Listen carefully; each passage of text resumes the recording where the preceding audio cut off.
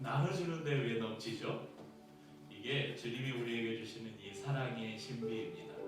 주님이 우리에게 주신 그 사랑과 그 평안과 그 은혜를 우리가 함께 나눌 때 오히려 우리 안에 그것이 더 커지는 것을 경험할 수 있으실 것입니다. 다른 사람들은 여기 없으니까 일단 여기에 모이신 우리 성도님들 서로 그 사랑을 좀 나누십시다. 평안과 사랑을 나누십시다. 평안을 너에게 주노라. 세상이 줄 수 없는 세상이 줄 수 없는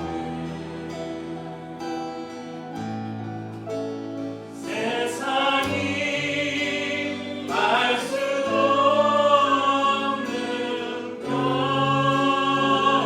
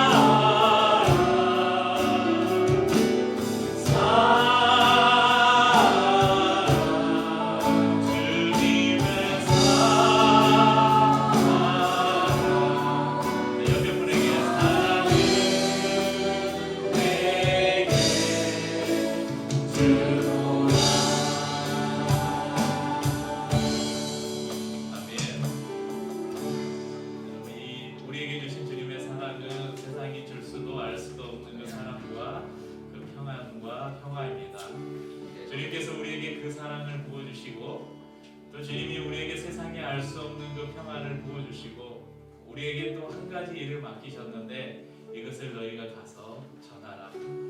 너희가 하나님과 화목되었듯이 너희가 또 다른 사람들을 화목케 하는 일에 너희가 헌신해라 이렇게 말씀하셨습니다. 우리가 지금은 나그네 되어 화려한 천국에 멀잖아 가리니 이 세상이 있을 때 주 예수 위하여 우리가 힘써 일하세. 주 내게 부탁하신 길 천사도 응모하겠네.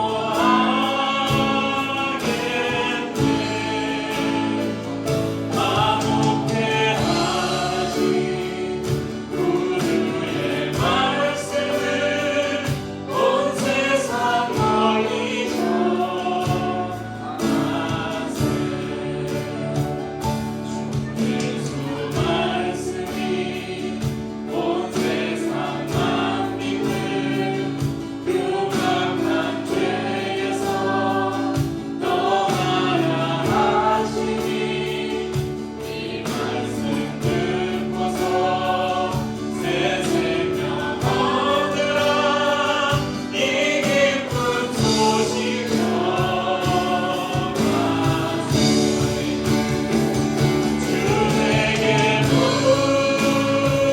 부탁하신 길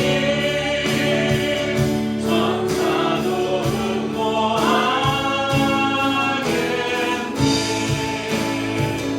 화목케 하신 구주의 말씀을 온 세상 널리 전하세. 영생의 복락과 천국에 갈 길을 만 백성 말고 나가서 전하세.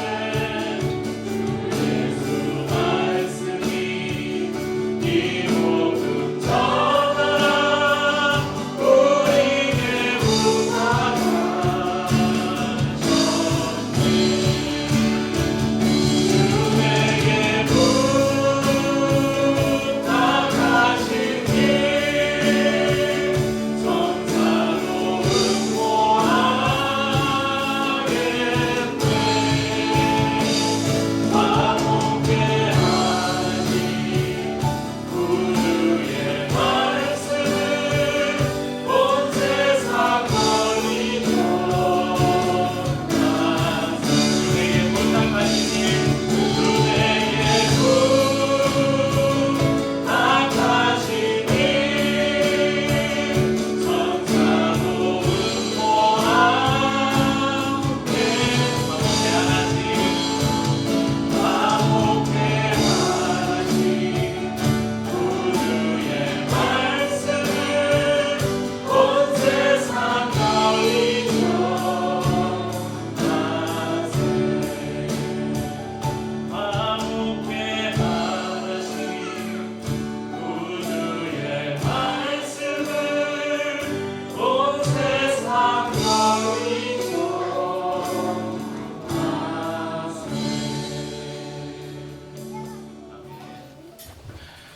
이제 저희가 팔복의 마지막을 향해 달려가고 있습니다. 첫 번째 복은 무엇이죠? 심령이 가난한 자가 복이 있다. 두 번째 복은 애통하는 자가 복이 있다. 세 번째 온유한 자가 복이 있다. 네 번째 의에 줄이고 목마른 자가 복이 있다. 다섯 번째 긍휼히 여기는 자가 복이 있다. 여섯 번째 마음이 청결한 자가 복이 있다. 이제 오늘은 일곱 번째 복인 화평하게 하는 자가 복이 있다. 화평하게 하는 자가 받을 복에 대한 말씀을 나누겠습니다. 성경 전체에 이 평화, 화평 이 단어가 400회 이상 기록되어 있습니다. 성경 전체에 걸쳐서 하나님의 평화가 흐르고 있다고 해도 과언이 아닙니다. 그런데 우리가 살아가는 이 세상은 도무지 이 평화를 찾아보기 힘듭니다. 세계 곳곳에서 갈등과 분쟁, 그리고 그것이 전쟁으로까지 이어져 많은 사람들이 희생을 당하고 있습니다. 멀리 저희가 세계까지 가지 않더라도 그냥 우리의 현실만 한번 봅시다. 대한민국이라는 이 나라는 남북으로 나눠져서 서로 총을 겨누고 있고, 또 우리나라의 지역을 보면 지역 감정이 많이 해소되었다고는 하지만 여전히 동서로 갈려서 얼마 전에 우리 한국 시리즈 끝났잖아요. 우리 서쪽에 기아 타이거즈와 동쪽에 삼성 라이온즈가 이렇게 붙을 때 그 응원의 열기가 대단했습니다. 지금도 이런 예전보다는 많이 좋아졌지만 정치권에서 이렇게 좌우가 많이 나눠져 있는 우리나라의 현실을 볼 수 있고, 기업과 노동자가 대립하는 등 우리 사회 곳곳에는 평화보다는 갈등과 대립이 여전히 주를 이루고 있는 것을 우리가 볼 수 있습니다. 성경의 곳곳에는 이런 평화가 흐르고 있는데 왜 우리가 살아가는 세상은 평화롭지 못할까? 여기에는 두 가지 이유를 말씀드릴 수 있는데요. 첫째는 사탄이 평화를 좋아하지 않아요.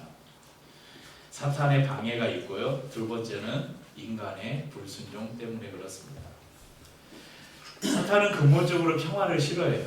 그래서 사람들이 살아가는 곳곳에서 이 평화를 깨뜨리려 합니다. 또한 이 범죄한 우리의 본성은 태어나면서부터 악해요. 그러니까 보세요. 오늘도 우리 제이와 우리 주원이가 뭐 가지고 싸우는지 모르는데 뭘 달라고 서로 갖겠다고 싸우는데, 이 아이들에게 누가 싸움을 가르쳤어요? 아무도 싸움을 가르쳐주지 않았어요. 그런데 아이들은 어려서부터 싸워요. 어려서부터 다른 사람 걸 탐내요. 어려서부터 다른 사람 걸 내 것이 아닌 걸 빼앗으려고 해요. 가르쳐주지 않았잖아요. 우리가 여기서 알 수 있는 거예요. 사람은 본래 악을 가지고 태어난다는 거예요. 그것을 우리가 계속 가르치고 훈련하고 혼내고 훈육을 해서 싸우지 않고 양보하고 거짓을 말하지 않고 정직을 말하고, 이런 것은 계속 후천적으로 훈련해서 가능한 거예요. 우리는 본성적으로 악하기 때문에 스스로 평화를 만들 능력이 없어요. 하나님의 나라의 백성으로 살아가는 성도들에게 예수님께서 산상수훈을 통해서 특별히 삶의 원리를 가르쳐 주시는데, 그 중에 가장 핵심인 8가지 복을 우리가 말씀을 통해서 살펴보고 있습니다. 그 7번째가 바로 화평하게 하는 자가 복이 있다. 그러니까 평화를 만드는 사람이 복이 있다, 이렇게 말씀합니다. 세상은 평화를 원하지만 정작 세상은 평화롭지 못합니다. 세계 곳곳에 가면 무슨 평화 기념비, 이런 비들이 많아요. 워싱턴에도 유명한 평화 기념비가 있고요. 전 세계에 가면 이런 평화 기념비가 곳곳에 세워져 있습니다. 그런데 참 아이러니한 것은 이 평화 기념비가 어떻게 세워졌을까요? 전쟁이 끝나서 세워진 거예요. 그러니까 평화 기념비가 많다는 것은 그만큼 전쟁이 많이 있었다는 거예요. 인류 역사에서 평화, 그리고 이 세상의 평화는, 우리가 이 세상에 평화 기념비를 세우고 우리가 이제 평화합시다, 이런 평화는 잠깐 동안의 휴전에 불과합니다. 현재 남북 간의 관계도 그렇고, 우리나라와 일본과의 관계도 그렇고, 미국과 중국, 또 미국과 러시아, 또 중동의 이스라엘과 여러 아랍권들의 나라들, 이런 관계들에 겉으로 보기에는 평화롭다 이렇게 말할지 모르지만 그 가운데는 여전히 긴장이 흐르고 있고, 잠깐 우리가 싸움을 멈추자, 그냥 휴전에 불과하다는 것입니다. 2차 세계대전 이후에 1945년 10월 24일 후세들이 전쟁의 재앙에서 자유롭게 합시다, 이런 슬로건을 내걸고 한 기구가 출범을 했습니다. 바로 국제연합, 여기 보시면 United Nations, 국제연합이란, 우리가 줄여서 UN이라고 부르죠. UN이라는 기구가 만들어졌습니다. 전쟁의 참상을 목격한 후에 다시는 이 지구촌에 전쟁이 없게 하자. 그래서 뜻을 모아서 단체를 만들었지만 이 단체가 만들어진 이후에 전쟁이 사라졌습니까? 여전히 세계 곳곳에서 전쟁이 벌어지고 있습니다. 세계는 하루도 평화로운 날이 없었습니다. 우리 인간은 서로 사이좋게 지낼 능력이 없어요. 그래서 모든 인간관계와 이 세계 관계, 국가 간의 관계는 늘 위태위태합니다. 가정이 깨지고 학교에서 무질서가 난무하고 우리가 살아가는 모든 세상에 혼돈이 가득합니다. 그런데 오늘 말씀에서 주님께서는 이런 세상 가운데서 화평하게 하는 사람이 복이 있다 우리에게 말씀합니다. 그러니까 이런 전쟁과 혼돈, 무질서가 난무하는 이 세상 속에서 화평을 전하는 사람이 복이 있다 우리에게 말씀해 주십니다. 그렇다면 이 화평, 평화에 대한 5가지 진리를 여러분 말씀드리겠습니다. 첫 번째는 이 화평의 의미입니다. 어떤 사람들은 화평, 이 평화가 갈등이나 싸움이 없는 것 이것이라고 생각을 합니다. 여러분 우리가 갈등이나 싸움이 없으면 평화롭다 이렇게 이야기하죠 일반적으로. 그런데 국어사전에는 화평을 이렇게 정의합니다. 화목하고 평안함. 평화도 같은 의미를 가지고 있습니다. 여기 하나를 대해서 전쟁, 분쟁 또는 일체의 갈등이 없는 평온함 그런 상태 이렇게 정의합니다. 그런데 여러분 혹시 공동묘지 가보셨습니까? 혹시 그 공동묘지 가보신 적 있으시죠? 그 공동묘지에 가면 수많은 그 무덤들이 있잖아요. 주검들이 있잖아요. 우리가 공동묘지에 가서 평화롭다 이렇게 말하지 않아요. 예수님께서 말씀하시는 이 화평은 다툼이나 분쟁이나 전쟁이나 하는 그런 어떤 것이 없다는 것을 넘어서는 의미를 가지고 있습니다.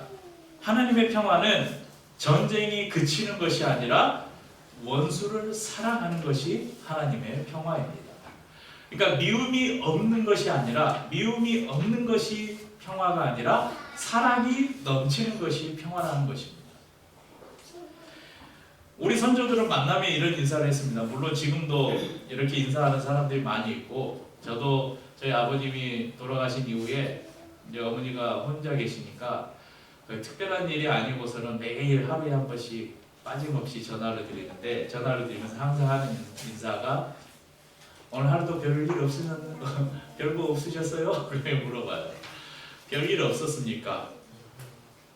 또 우리 사람들 만나면 하는 인사가 참 옛날에 먹고 살기 힘들 때는 만나면 식사하셨습니까? 이게 인사였어요. 그러니까 밥 안 굶고 지냈냐? 밥은 거르지 않았냐? 또 밤새 별일 없으셨습니까? 그러니까 별일이 없어야 무언가가 없어야 우리는 잘 지냈다, 평안하다 이렇게 생각을 해요. 우리가 요즘에는 사람들 만나면 어떻게 인사해요? 제이야, 친구들 만나면 어떻게 인사해? 친구 만나면 안녕 그렇게 하지. 그래? 안녕이라고 인사합니다. 안녕이라는 말은 사전에 아무 탈 없이 편안함, 그러니까 탈이 없는 상태를 안녕이라고 이야기합니다. 그런데요, 유대인들은 만나면 어떻게 인사하는지 아세요? 유대인들의 인사 단어가 있어요. 샬롬. 샬롬이라고 인사해요. 샬롬은 평안이라는 말인데요. 유대인들이 서로 만나서 샬롬 이렇게 인사하는 말은 사고나 전쟁이 없기를 바란다는 말이 아니라 하나님께서 주시는 평강이 당신에게 있기를 원합니다. 그러니까 다른 사람에게 샬롬 이렇게 인사하면 하나님의 평안이 당신에게 있기를 원합니다. 이렇게 하는 인사입니다. 그래서 휴전과 평화는 전혀 다른 것입니다. 평화는 진리가 알려지고 문제가 해결되고 양쪽이 서로를 받아들일 때 찾아옵니다. 중단된 전쟁은 언제 다시 터질지 모릅니다. 우리들은 가정에서나 또 학교에서나 직장에서 어느 곳에서든 필요 없는 다툼을 피하고 싶어 해요. 그러나 진리를 희생하면서까지 우리가 다툼을 피한다면 우리는 결국 신앙의 원칙을 양보하게 되고 평화를 얻지 못하게 될 것입니다. 그러니까 성도들이 세상에 살면서 잠시 잠깐의 그런 갈등과 이런 그런 분쟁을 만들지 않기 위해서 적절하게 타협하고 사는 것, 그것을 우리가 평화라고 할 수 있냐? 그럴 수 없다는 것입니다. 마태복음 10장 34절에는 이런 말씀이 있는데요. 내가 세상에 화평을 주러 온 줄로 생각하지 말라. 화평이 아니요 검을 주러 왔노라. 이 말씀을 보면서 많은 사람들이 의아해했어요. 오늘 본문의 말씀과 완전히 배치되잖아요. 화평하게 하는 자는 복이 있다고 했는데 오늘 예수님께서 이 말씀에는 내가 화평을 주러 온 줄 아느냐? 오히려 검은 뭐예요? 검은 싸우는 거잖아요. 검을 주러 왔노라. 이게 정면으로 부딪히는 것처럼 보이지만 이때 예수님께서 말씀하신 의미는 우리가 세상 가운데서 하나님의 사람으로 살아가면서 적절하게 타협하면서 생기는, 그래서 얻는 평화는 진짜 평화가 아니라는 것입니다. 진리를 지키기 위해서 악과 끊임없이 싸우는 검을 주러 왔다. 우리가 이 성경에서 검은 말씀의 검, 성령의 검이라고 이렇게 표현하고 있잖아요. 하나님의 말씀과 우리 안에 계신 성령으로 세상과 대적해서 싸워서 이길 때 오는 그 평화가 진정한 평화라는 것을 오늘 구절에는 말씀하고 있는 것입니다. 우리가 하나님의 말씀대로 살려고 하면, 복음대로 살려고 하면, 그럼 우리는 세상과 부딪힐 수밖에 없습니다. 그런 갈등 속에서 우리 안에 이 화평이 있다면 우리는 그들에게 그리스도를 보여줄 수 있을 것입니다. 우리가 믿지 않는 가정에서나 직장에서 또 사회 공동체 안에서 이 복음을 전하기 위해서 또 성경의 가르침대로 살아가려고 할 때 우리는 여러 그 장벽들을 만나게 될 것입니다. 그런 상황에서 휴전을 선언하고 적당히 타협하고 비위를 맞추면서 우리는 잠시 피할 수도 있습니다. 하지만 이것은 결코 하나님과 그 사람들을 화평하도록 평화하도록 돕는 길이 아닙니다. 오늘 예수님께서 말씀하시는 화평하게 하는 자는 이 공동체 안에서 아니면 이 사회 속에서 우리가 어떤 풍파나 문제도 일으키고 싶지 않아서 적절하게 타협하면서 살아가는 사람이 아니라, 세상 사람들은 그런 사람들을 저 사람 융통성이 있네? 이렇게 말할지 몰라요. 어떤 사람들이 주일날 교회에서 예배가 있는데 주일에 모임을 만들어서 갑시다. 그러면 나는 주일에 예배를 드려야 되는데 등산을 가재요. 야유회를 가재요. 어떻게 해야 되지? 그래, 괜히 긁어부스러 만들 필요 없지. 괜히 사람들하고 사이에서 내가 예수 믿는 것 때문에 이런 갈등을 만들 필요 없지. 네, 같이 갈게요. 이러면 이 사람 주일에는 교회 간다더니 그래, 교회 안 가고 우리랑 같이 야유회 갈 수 있네? 융통성 있는 사람이구만. 겉으로는 그렇게 말하는데요. 속으로는 어떻게 생각하는지 알아요? 쟤 나이롱 신자네?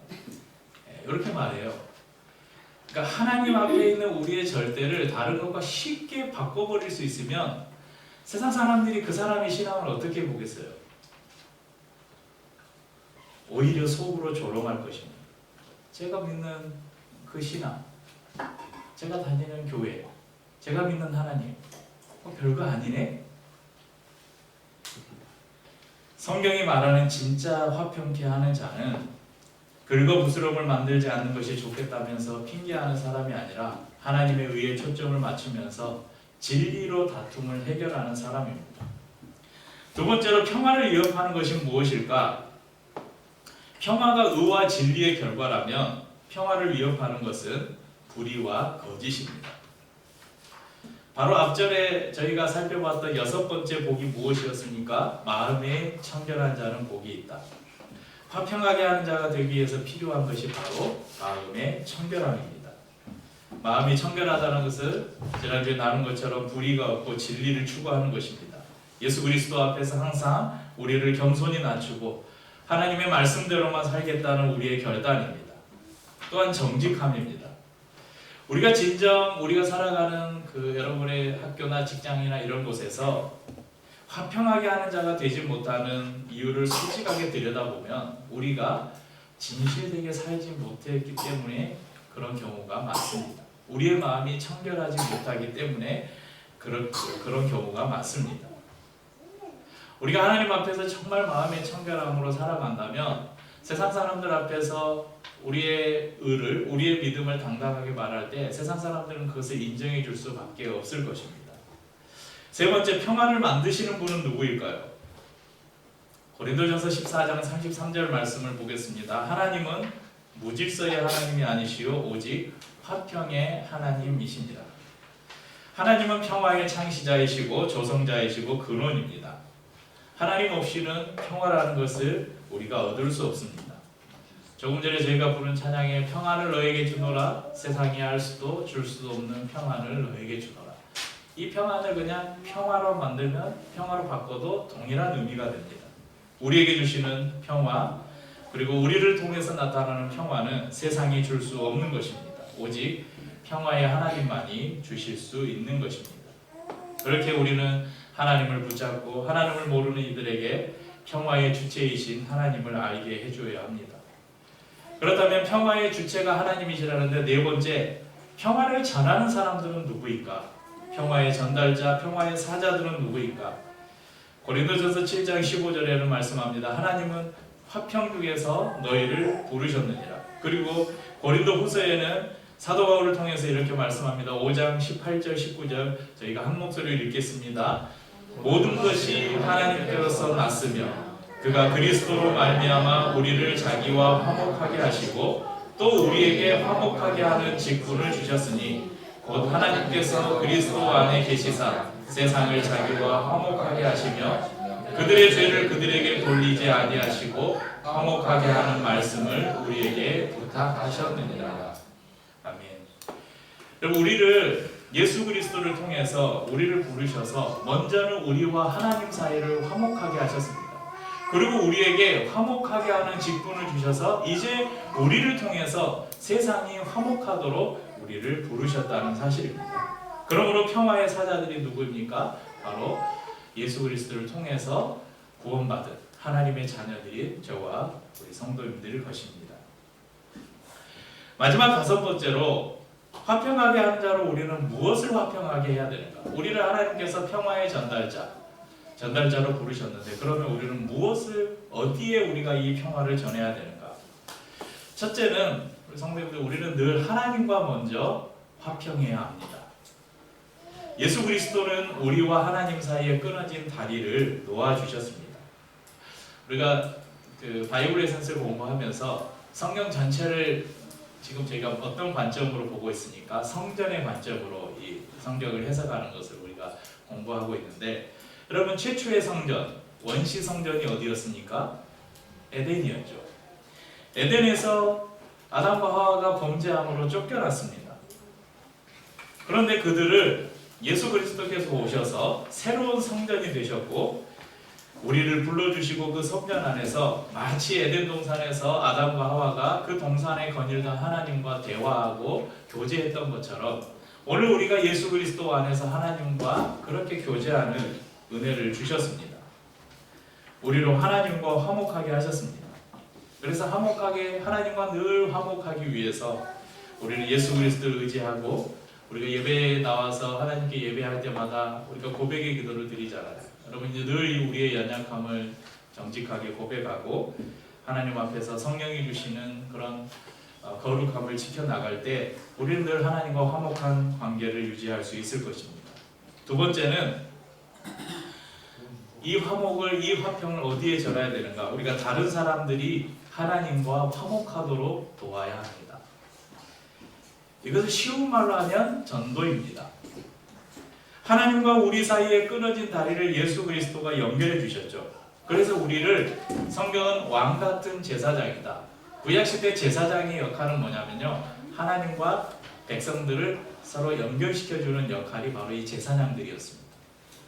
그럼 오늘날 우리를 왕 같은 제사장이라고 말하는데 그럼 우리는 어떤 역할이냐면 우리가 세상 사람들을, 믿지 않는 사람들을 하나님과 바로 연결시켜 줄 수 없어요. 우리는 중보자가 아니거든요. 그러면 우리가 할 역할은 믿지 않는 사람들을 예수 그리스도와 만나도록 하는 것입니다. 믿지 않는 사람들이 예수 그리스도를 만나면 그 사람들이 그리스도를 통해서 하나님과 화목하는 결과를 낳게 됩니다. 우리의 입술로 그리고 우리의 삶으로 우리가 복음을 나타내므로 세상 사람들이 그리스도를 만나고 그리스도를 통해서 하나님과 화목하도록 돕는 것, 그것이 바로 우리에게 이 화평케 하는 직분을 맡기신 이유입니다. 세 번째, 우리가 전해야 될 화평을 어느 곳에 전해야 하는가? 바로 사람들끼리 화평하게 해야 합니다. 그래서 이걸 쉬운 말로 영어로 하면 여러분 많이 들어보셨죠? 피스메이커, 평화를 만드는 사람. 그럼 어떤 성도는 가는 곳마다 분쟁을 만드는 성도가 있어요. 제가 이제 교회에서 거의 20여 년 교회에서 이렇게 사역을 하다 보면 꼭 그 사람이 가는 곳마다 다툼이 일어나요. 성도 중에 어떤 사람이 가면 멀쩡하던 막 그 부서가 그 안에서 싸움이 일어나고 그래서 막 누가 나가지 마니 막 그런 사람이 있습니다. 반면에 어떤 사람은 가는 곳마다 이런 갈등과 다툼을 그치게 하고 평화를 만드는 사람들이 있습니다.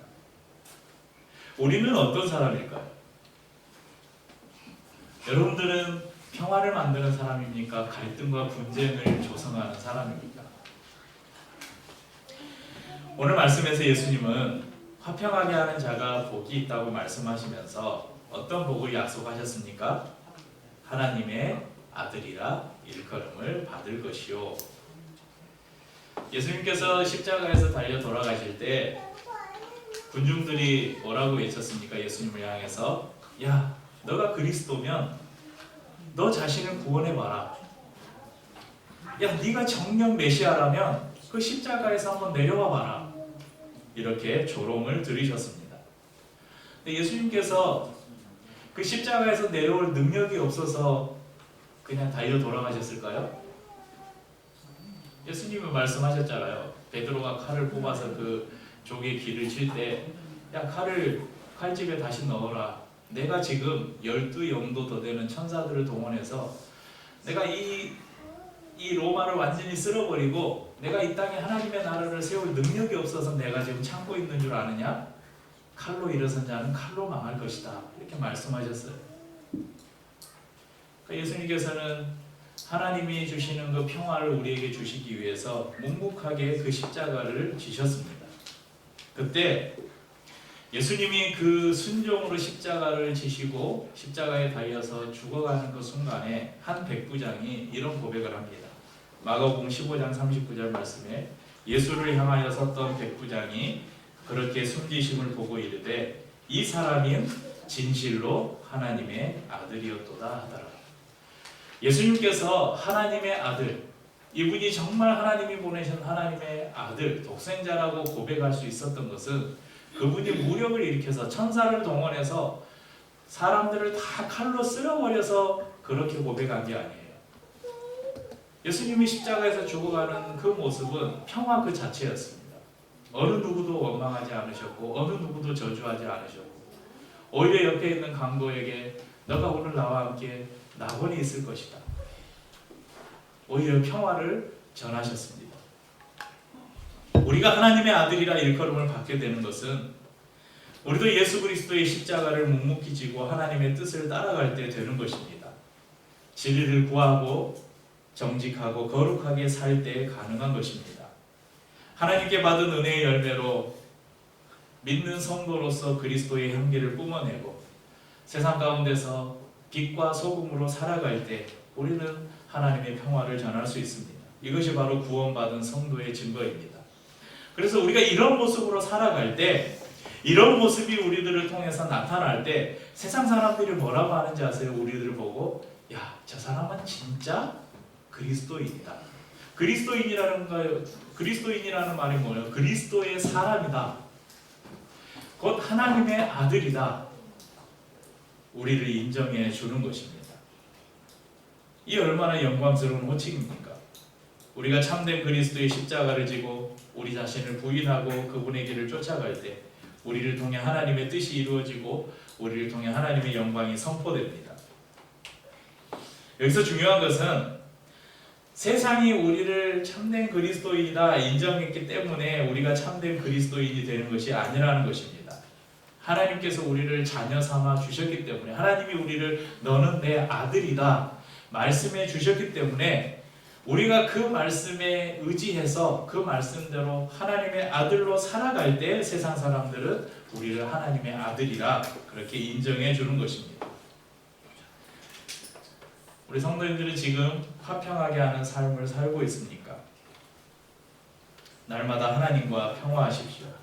그분의 품 안에서 그분이 주시는 평화를 날마다 누리며 사십시오. 그리고 그 평화로 사람들을 사랑하십시오. 혹시 여러분 마음 안에 아직 평화하지 못한 사람들이 있다면 여러분 찾아가시길 바랍니다. 찾아가셔도 좋고 전화를 해도 좋고 편지를 써도 좋고 여러분이 할 수 있는 방법들로 여러분과 불화한 사람들을 찾아가서 여러분 화평을 전해주십시오. 내 가족, 나의 이웃, 내 친구 누구든 내 마음의 평화를 빼앗아간 불편한 관계들을 주님의 평화로 빨리 해결할 수 있기를 축복합니다. 그리고 누군가에게 필요한 평화를 나눠주십시오. 갈등이 있는 곳에 뛰어들어가 평화를 전해주는 사람이 되십시오. 또한 하나님을 알지 못하는 이들이 하나님을 만나고 하나님이 주시는 참 평화를 얻도록 기도하고 도우십시오. 제가 살아가면서 예수를 믿은 이후에 다른 것 별로 자랑할 게 없는데 제가 자랑할 수 있는 한 가지가 있어요. 제 마음속에 미워하는 사람이 없다는 것입니다. 그러니까 이게 얼마나 참 축복인지 몰라요. 막 경험해 보셨잖아요. 누구랑 싸우고 나면 막 집에 오면 어떻게 해요? 마음이 막 부글부글 끓고 쟤를 내가 어떻게 해버릴까? 그래서 막 복수의 칼날을 갈고 있는 사람, 이 사람이 과연 행복한 사람일까요? 마음속에 누군가를 미워하는 마음이 없다는 것, 이것은 얼마나 우리에게 큰 복인지 모릅니다. 이 평화가 얼마나 중요한가를 예수님께서 말씀해 주시는데, 이 평화는 다른 사람과 이 화목하는 이 일은 하나님께 드리는 예배보다 오히려 우선한다, 예배보다 더 중요하다, 이렇게 우리에게 가르쳐 주십니다. 여러분, 우리가 오늘 읽은 본문에서 마태복음 5장에서 조금만 더 내려가 볼게요. 23절, 24절을 한번 읽어볼게요. 마태복음 5장 23절, 24절입니다. 그러므로 예물을 제단에 드리려다가 거기서 내 형제에게 원망 들을 만한 일이 있는 것이 생각나거든 예물을 제단 앞에 두고 먼저 가서 형제와 화목하고 그 후에 와서 예물을 드리라. 쉬운 말로 제가 설명을 해드리면, 예배에 왔는데 누군가 싸워서 마음이 불편한 사람이 생각나면 예배 드리지 말고 가서 그 사람과 먼저 화목하고 그 이후에 예배를 드려라, 이런 말씀입니다. 그러니까 이 말씀이 뭐예요? 사람들 마음 안에 불화한 마음을 가지고 하나님께 드리는 예배를 하나님이 기뻐하시지 않는다는 말씀입니다. 왜냐하면 하나님은 화평의 하나님이시기 때문입니다. 제가 예전에 제가 찬양 사역을 오래 했잖아요. 그래서 찬양팀들을 지도할 때 제가 항상 점검하는 게 있었어요. 예배 전에 같이 기도 모임하고 이렇게 나눔을 가질 때 혹시 이 시간 누군가 미워하고 불편한 관계가 있느냐? 그 사람은 오늘 서지 말아라. 그 사람이 드리는 예배는 하나님이 안 받으신다. 특히 찬양팀들 안에서 서로 싸우고 막 그런 것을 제가 가장 엄하게 혼냈어요. 그 사람들 아예 사역을 못하게 하거나 그만두게 하거나 그 주에는 사역을 서지 말게 하거나. 왜냐하면 하나님께서 그 불화한 마음을 가지고 하나님 앞에 서가지고 그 찬양하는 거, 그거요 영적으로 다 흘러가는 거예요. 성도들도 마찬가지입니다. 화평의 하나님을 우리의 마음속에 품은 성도가 누군가와 화평하지 못한 불화한 관계를 가지고 그 마음을 가지고 하나님을 온전히 예배할 수 있느냐 하는 것입니다. 사랑하는 성도님들, 오늘 하나님의 평화를 마음에 새기고 우리의 삶의 모든 관계 속에서 이 하나님의 평화를 전해주고 세상과 하나님 사이, 하나님을 알지 못하고 늘 불화한 사람들, 이 사람들에게 복음을 전해서 이 사람들이 세상 사람들이 하나님과 화목하게 돕고 평화를 찾아볼 수 없는 이 세상 속에서 우리가 정말 하나님이 주신 평화로 세상을 평화롭게 하고 우리가 남북이 지금 막 전쟁의 위기 가운데 막 들어가고 지금 뭐 우크라이나에 뭐 무기를 지원하니 파병을 하니 많이 그래서 북한이 도발을 하니 많이 그럼 우리가 그걸 해결할 수 있는 능력이 있습니까? 없잖아요. 그건 그냥 맡겨야죠 정치권에. 여러분들에게 그런 거 하라고 이제 우리가 할 수 있는 건 기도밖에 없지만 여러분이 할 수 있는 거 있잖아요. 오늘 가족과 싸웠다면 우리 주원아 오늘 말씀을 듣고 우리 제이랑 화해하고 우리 혹시 부부싸움 하신 분 있다면 저녁에 가서 미안하다고 용서해달라고 그렇게 가정 안에서 먼저 화목하고 혹시 여러분 학교에서 친구들 사이에서나 또 직장 안에서 동료들 사이에서 누군가 또 싸워서 마음속에 그런 미워하고 불편한 마음 가지고 있으면 오늘 말씀을 기억하면서 그 사람과 화해의 손을 내밀고 또 나는 괜찮아 나는 뭐 미워하는 사람 없어 괜찮아 이것으로 끝나는 것이 아니라 혹시 주위에 그렇게 서로 싸우고 있는 사람들이 있으면 이 평화를 전해줘서 서로 화해하게 만드는 화목하게 만드는 그 일에 여러분이 사용되고 또 무엇보다도 하나님을 알지 못하는 사람들에게 이 복음으로 하나님과 화목하게 하는 일을 통해서 그런 삶을 살아갈 때 여러분 사람들이 하나님께서 우리를 인정해 주실 뿐만 아니라 사람들이 뭐라고 하는지 아세요? 야 너는 진짜 하나님의 아들이다. 오늘 화평하게 하는 자가 복이 있는데 하나님의 아들이라 일컬음을 받으리라. 이 일컬음은 하나님이 우리를 그렇게 인정해 주시는 것뿐만 아니라 세상 사람들이 우리를 향해서 너는 정말 그리스도인이다. 너는 정말 하나님의 사람이다. 하나님의 아들이다. 이렇게 인정해 줄 것입니다. 이런 삶을 이런 축복을 누리는 저와 우리 성도님들 될 수 있기를 축복합니다.